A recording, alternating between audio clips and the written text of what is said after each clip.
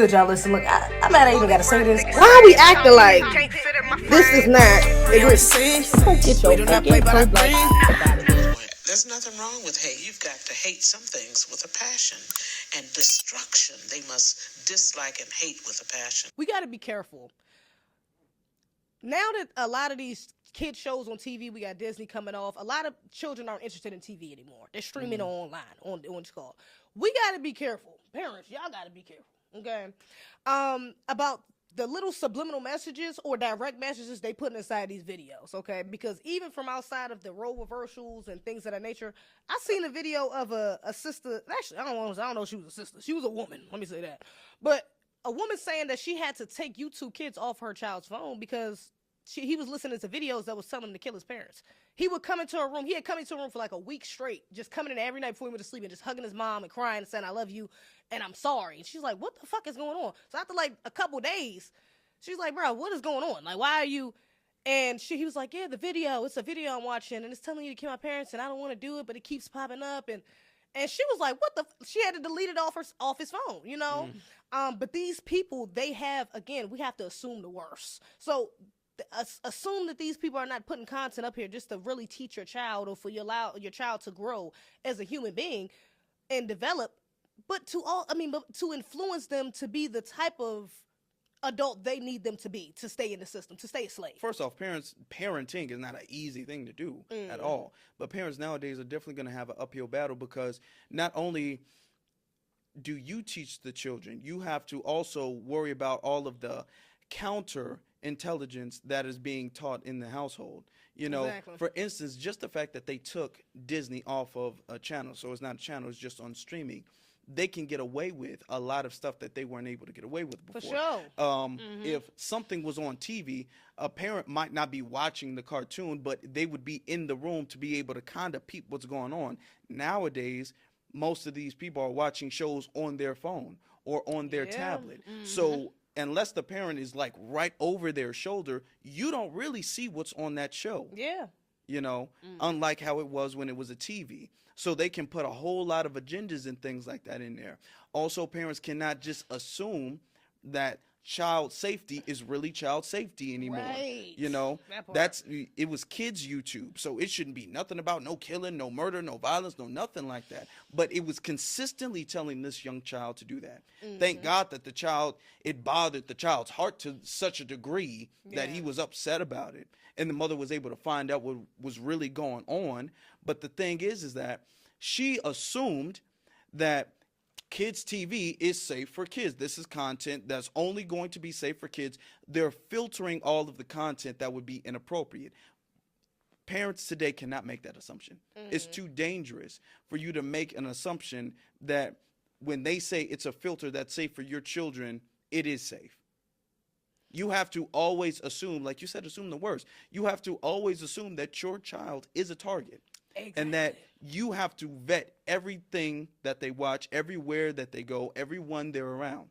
Yeah. It's your responsibility. Exactly, especially if you're capable of doing so, you know, and instill that within your child how to do the same, you know, because even outside of YouTube, you're talking about, even moving away from shows in general, because a lot of these mainstream channels, Disney, they came off doing their channel for a reason, you know. A lot of these kids are switching over to streams. A lot of these kids is on YouTube now. A lot of these kids is watching streamers. They're not watching main channels like PBS, and they're watching Cassinet. They're watching, you know, like certain individuals, you know what I'm saying? And I think even within that, it gets a little more dangerous.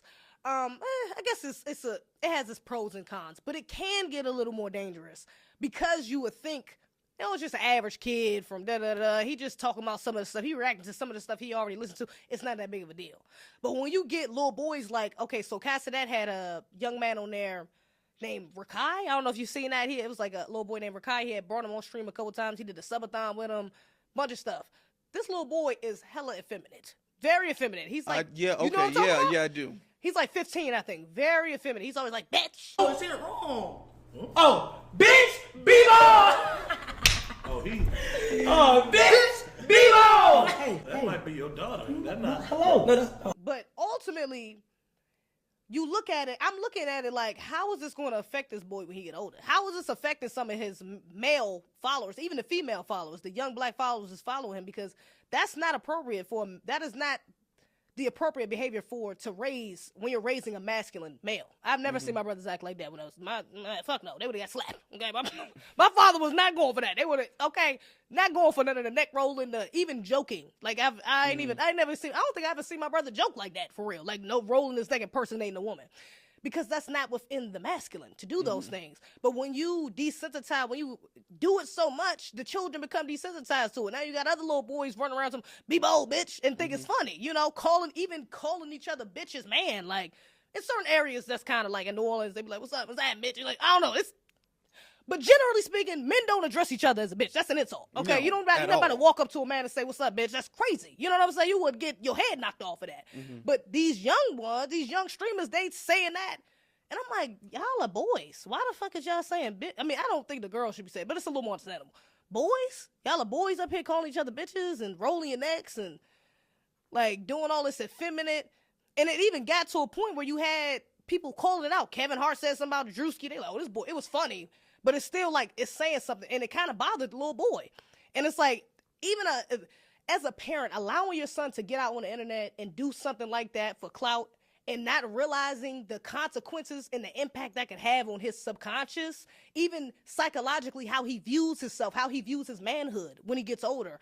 The effects that could have is outrageous. It's egregious. It can be, and it can affect a lot more other boys who may go through the same. Now they going to school talking about be bold, bitch, and the masculine young boys is like, "What the nigga, get your bitch at?" You know what I'm saying? And now he like, "Whoa, it's a joke. What's the big cussing that? Do it. What's the big?" But these ain't the little boys is ranked did this with that. You know what I'm saying? They fathers is on them.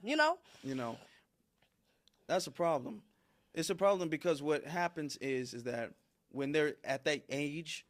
15, you said he was like, what, 15 years like old? 15, He was yeah. about like 15, I'm pretty sure he's 16. 15. A lot of 15, 16-year-olds go through this age where they're really reaching adulthood. Their body is changing, their thoughts are changing and everything like that. And a lot of them are confused around that time. Yeah. And a lot of confusion because a lot of changes are happening. So a lot of people get confused around that time. And if you see that, you might think, okay, well, it's not that big of a deal or whatever the case is. So you start picking up certain mannerisms like rolling your neck or calling somebody a bitch or whatever the case is, or feminine mannerisms. And when you're ostracized because of that, because that's not how masculine men operate, when you're ostracized because of that, it might make you go further into that. Because you feel like, okay, I'm accepted over here. This is who I am or whatever. But it's really not. You're just confused at that moment. And that's why it's very dangerous, the age range. Because it would be different if he was doing that. Not that it would be acceptable, but it would be different if he was 30 years old and he was having a TV show for a bunch of grown people. You know what I'm saying? Because a 30-year-old man is not going to sit up here and start mimicking what he saw on TV. He shouldn't start mimicking what he sees on TV. His personality is not going to start changing and adapting based off of a streamer. It shouldn't. Some do. It shouldn't, though. Yeah. But a 15-year-old who's just trying to like find themselves, find out more about life and everything like that, those small little things can be very detrimental in the path that they take forward. Exactly. So that's problematic. Plus the whole situation with the fathers. When you see situations like that, you have to question, what was your household like growing up? Because growing up, my father was not allowing anybody to, brothers and sisters, he wasn't allowing you to implement or to mimic the opposite sex. He let that be known. Like, that was very clear. We weren't allowed to like raise our voice or even pretend to sound like a girl or anything like that. We weren't allowed to do that. My sisters weren't allowed to act like tomboys or whatever the case is. They're girls, we're boys, and he raised us as that. And we could not cross over or do this gender fluid thing even for a joke. I remember him telling me that specifically. He says, even if you're joking, don't do that. Okay? And as I was young, I remember him saying, I was like 6 or 7 years old when he said that to me. And it developed something in me where if I see it, even as a joke, I don't find it funny. I don't find a man with a wig on pretending to be a girl. I don't find that funny. When comedians do that, when people do that in skits, it's like,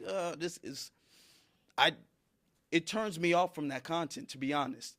You know, because it goes too much against my values. So this is a part of protecting your child when you're not there. You have to build this shield that they are going to grow into. So when you're not there, they're still going to be protected by your teaching. We do not play, but I agree.